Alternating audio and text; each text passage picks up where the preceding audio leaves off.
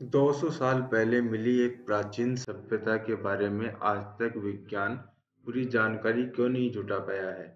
इनका मानना है वैज्ञानिकों का कि ये सभ्यता करीबन 2 से 3 हजार साल पुरानी है, जबकि मेसोपोटामिया और जो माया सभ्यता, माया सिविलाइजेशन ये बताते हैं, ये 5 से 7 हजार साल पहले की बताते हैं। परंतु फिर भी उनकी लिपि की जांच हो चुकी है और सिंधु घाटी सभ्यता, जो इंडस वैली सिविलाइजेशन है, इसकी 100 साल पहले पूरी लिपि मिल गई थी, परंतु फिर भी आज तक इसकी लिपि पर काम नहीं हुआ है। क्यों? इसका मुख्य कारण क्या है? आज हम इसी के बारे में बात करने वाले हैं। राम राम भाइयों, आप सबका स्वागत है आपके अपने YouTube चैनल सनातनी इंडियन में। आज हम बात करने वाले हैं सिंधु घाटी सभ्यता के बारे में कि क्यों दुनिया की सबसे प्राचीन सभ्यताओं में जितनी भी आज तक मिली हैं पूरी दुनिया के अंदर, सबसे बड़ा भूभाग, सबसे बड़ी सभ्यता होने के बावजूद भी इसकी लिपि की जांच आज तक क्यों नहीं की गई है। इसमें कुछ पॉइंट्स हैं, हम आज आपके साथ सारे पॉइंट्स इसके बारे में डिस्कस करेंगे। सबसे पहले तो सिंधु घाटी सभ्यता की खोज हुई कब थी? तो सिंधु घाटी सभ्यता को सबसे पहले 1826 में खोजा गया था और ये थे चार्ल्स मैसन करके कोई ब्रिटिश ऑफिसर थे। उन्होंने सिंधु घाटी सभ्यता की खोज की थी। हुआ क्या था कि पंजाब की तरफ जो लोग अपने घरों के निर्माण करने के लिए नींव की खुदाई कर रहे थे, तो कुछ ईंटों के टुकड़े मिले, मतलब बनी बनाई ईंटें मिली। तो वो लोग उसे चमत्कार समझने लगे और अपने घरों में काम में लिया। फिर इसके बारे में जब जानकारी ब्रिटिश ऑफिसर्स को हुई, तो उन्होंने वहां पे जाके जब जांच की, तो पता चला कि ये किसी प्राचीन सभ्यता के अवशेष हैं।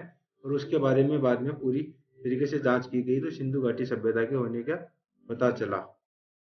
सिंधु घाटी सभ्यता साउथ एशिया के हिस्सों में मिली थी और इसे सिंधु सरस्वती सभ्यता भी कहा जाता है। जो ये घग्गर और हकड़ा करके नदियां हुआ करती थी, उनके तटों के ऊपर, सिंधु नदी, सरस्वती नदी के तटों के ऊपर इस सभ्यता के होने के प्रमाण मिले हैं। और जो प्रमाण मिले हैं, उनसे ये प्रमाणित होता है कि ये वैदिक सभ्यता थी। इस सभ्यता का क्षेत्र दुनिया में आज तक जितनी भी प्राचीन सभ्यताएं मिली हैं, उन सब में सबसे विशाल है।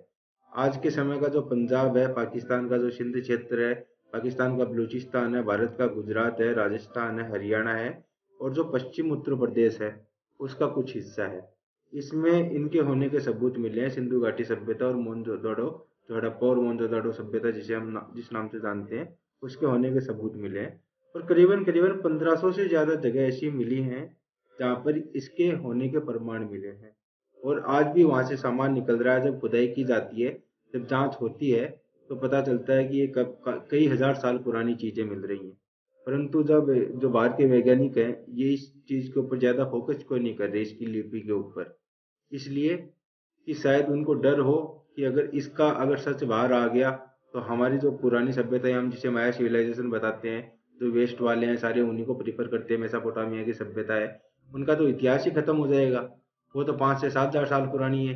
ये मिल रही है करीबन 50 से 1 लाख साल पुरानी है। जहाँ तक अंदाजा लगाया जा रहा है, हो सकता है उससे भी ज्यादा हो या उससे कम हो, पर सभ्यता बहुत पुरानी है।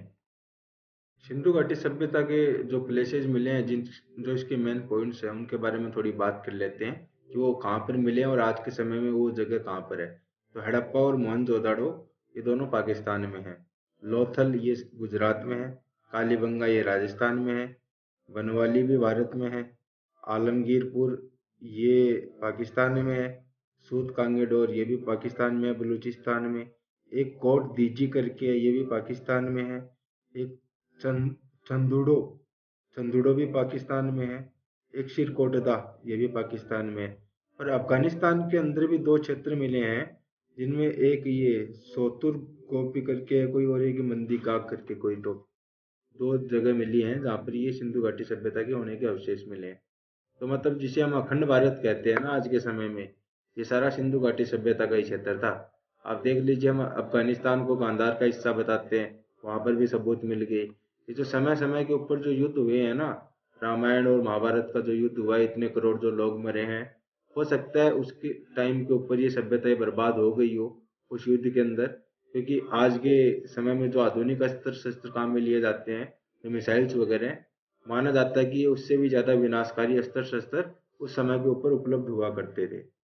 और जो सिंधु घाटी सभ्यता के अंदर जो व्यापार वगैरह के हैं, बाकी चीजों के जो सैंपल्स मिले हैं, वहाँ पे जो प्रूफ मिले हैं उसके अकॉर्डिंग ये लोग व्यापार भी करते थे। यहाँ की जो नगर व्यवस्था थी, मतलब कंस्ट्रक्शन थी जो शहरों की, वो आज के टाइम के जो हमारे सबसे बड़े बड़े शहर हैं, दिल्ली मुंबई उस टाइप के, मतलब उस तरीके की व्यवस्था थी वहाँ पर। और जितनी रिसर्च हुई है उससे पता चलता है कि वहाँ पर कोई नगर पालिका तरीके का, इस तरीके का कोई सिस्टम काम करता था। मतलब पूरा मैनेजमेंट था, ऐसा नहीं कि एक शहर बसा दिया उसमें कोई मैनेजमेंट ही नहीं था, या फिर ऐसे ही कहीं पर मकान मिल गए कोई ऐसे ही बसे हुए थे। नहीं, ऐसा नहीं है। जो प्रमाण मिले हैं उसके अनुसार ये पूरी सभ्यता मतलब प्रॉपर बसाई गई थी एक डिजाइन करके। चाहे चंडीगढ़ में या कहीं पर इससे मिलते जुलते जो डिजाइन से बनाए गए हैं घर वगैरह, इसमें एक लाइन में एक तरीके से बाथरूम भी बने हुए, पूजा घर भी। पूजा घर का कुछ स्पेशल नहीं बताते, पर लोग मानते थे कि नदियों की पूजा करते थे पुराने समय में, और ये सच भी है। हो सकता है सिंधु नदी की सरस्वती नदी, वैसे भी हम देविया नदी कहते हैं सरस्वती नदी को, तो उनकी पूजा करते हों, और होती थी पूजा उस समय के ऊपर। क्योंकि एक सबूत भी मिला है इस चीज का। धोलावीरा है गुजरात के अंदर, धोलावीरा में ये सिंधु घाटी सभ्यता का कुछ प्लेसेज मिले थे। वहां पर एक धोलावीरा दुर्ग के अंदर एक किला मिला है। उस किले के मतलब उस धोलावीरा दुर्ग के अंदर जो कुआं मिला है एक, उस कुएं के अंदर नीचे की तरफ सीढ़ी जाती है, और फिर वहां पर एक छोटी सी खिड़की बनी हुई है, और उस खिड़की के ऊपर दीपक जलने तक के सबूत मिले हैं। ये जो वैज्ञानिक है, जो आर्कियोलॉजिकल सर्वे की जो टीम्स हैं, ये उनकी रिसर्च बता रही है। और ये जो वेस्ट वाले हैं ये इसको दबाने की कोशिश क्यों करते हैं, ये हम लास्ट में इसी पॉइंट के ऊपर आएंगे। हमारा सबसे लास्ट का पॉइंट है। अब हम बात करते हैं व्यापार की। ये किस चीज का व्यापार करते थे? मोस्टली ये सिल्क का, जो सूती कपड़ा वगैरह है उनका, चांदी का, सोने का, तांबे का, और कांसा। कांसा तो ये खुद बनाते थे, कांस्य जिसको हम बोलते हैं आज के टाइम में ब्रास वगैरह। और ये कहाँ से कारोबार करते थे, क्या था इनके पास सोर्सेज क्या थे, रिसोर्सेज क्या थे, उसके बारे में बात करते हैं।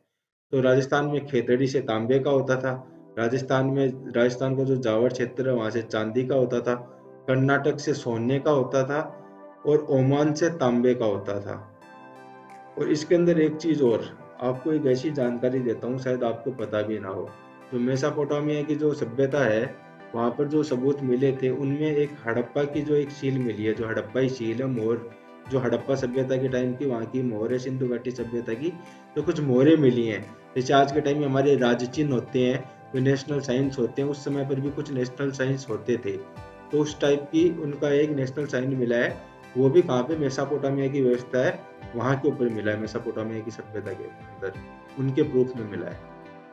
जो रिसर्चेज यहाँ के ऊपर जो मटेरियल मिले हैं, जो ऑब्जेक्ट्स मिले हैं, उनके ऊपर की है टीम्स ने, जो वैज्ञानिकों ने है, आर्कियोलॉजिकल सर्वे की जो टीम्स है पूरी दुनिया से, उन्होंने जो रिसर्च किया है उसके अकॉर्डिंग ये पता चलता है कि ये लोग मिट्टी के बर्तन भी बनाते थे, और उसके ऊपर कारीगरी भी करते थे, कुछ डिजाइन बनाते थे, कुछ लकड़ी से भी कुछ चीज़ें बनाते थे, पत्थरों से ये लोग चीज़ें बनाते थे। बहुमूल्य पत्थर होते थे, वो कोई अफगानिस्तान से इस साइड से इंपोर्ट भी करते थे और एक्सपोर्ट भी करते थे। सूती कपड़ा का निर्माण करते थे, और इनमें कांसे का निर्माण भी ये लोग बहुतायत में करते थे। और मेन बात है तो तोले का सिस्टम होता है। आपको याद होगा हमारे पुराने टाइम पर जो बड़े बुजुर्ग कहते थे कि हमारे टाइम में 1 रुपये के अंदर 16 आने होते थे। तो 16 आने के अंदर हम तोलते थे, 16 कोई डिजिट मान लीजिए, हम उसके अंदर तोलते थे। जो भारत की बता रहा हूँ, और आज से 60 से 70 से 80 साल पहले मान लीजिए, 100 साल पहले मान लीजिए। परंतु सिंधु घाटी सभ्यता के अंदर जो तौल के प्रमाणिक जो प्रमाण मिले हैं ना, उसके अंदर भी 16 डिजिट वाली चीजें काम में ली गई हैं। 16, 32, 64 इस तरीके से ही वही काम में उसके अंदर लिया गया है। तो हम क्या सोचें, क्या माने हम? जो ये इसे दबाने की जानबूझ के कोशिश की जा रही है, क्योंकि वेस्ट वाले नहीं चाहते कि सिंधु घाटी सभ्यता की पूरी सच्चाई बाहर आए, ताकि उनकी सभ्यता है कि वो अपने वाले को सबसे पुरानी बताते हैं, वो ओवरशेडो हो जाए, मतलब वो डाउन हो जाए, और अपने वाली जो ये सिंधु घाटी सभ्यता है ये पूरी वापस से ऊपर में आ जाए। तो इसी कारण से तो ये इसको 2600 ईसा पूर्व से लेकर 1900 ईसा पूर्व तक की मतलब इतनी पुरानी बताते हैं। जबकि वास्तविकता में जो आर्कियोलॉजिकल सर्वे के जो मतलब अंदर की जो बातें आती हैं निकल के, अगर बातचीत होती है अच्छे लेवल के ऊपर इनसे जाके, तो पता चलता है कि करीबन 15 से 20 हजार साल पुरानी सभ्यता है। आप बताइए कि इसके अंदर जो लिपि मिली है, उस लिपि की जांच जानबूझ के नहीं कर रहे हैं। माना जा रहा है कि वो लिपि, जितनी रिसर्च की गई है, जो चित्रों हैं, जो कुछ मतलब डिजाइन्स बने हुए होते हैं, कुछ साइंस बने हुए होते हैं, उनको मिला करके ये वाली लिपि बनी हुई है। और हड़प्पाई जो लिपि है ये सबसे पहले मिली थी 1853 में। और उसके बाद 1923 तक ये पूरी लिपि इनको मिल चुकी है, साइंटिस्ट को, जितने भी वैज्ञानिक वहाँ पे रिसर्च कर रहे हैं, इनको सारी लिपि मिल चुकी है, परंतु फिर भी अभी तक इसके ऊपर कोई रिसर्च नहीं किया आगे, जानबूझ के नहीं कर रहे हैं। क्योंकि जो ये लिपि मिली है, ये जो हमारी ब्राह्मी लिपि है, भारत की जो वैदिक सभ्यता की जो ब्राह्मी लिपि है, ये उससे मिलती जुलती हुई है। देवनागरी लिपि जिसे हम आज यूज में लेते हैं हिंदी में, वो ब्राह्मी लिपि से ही निकली हुई है। ब्राह्मी लिपि इनकी मतलब मुख्य लिपि है, इनकी मातृलिपि आप मान लीजिए, वो ब्राह्मी लिपि है।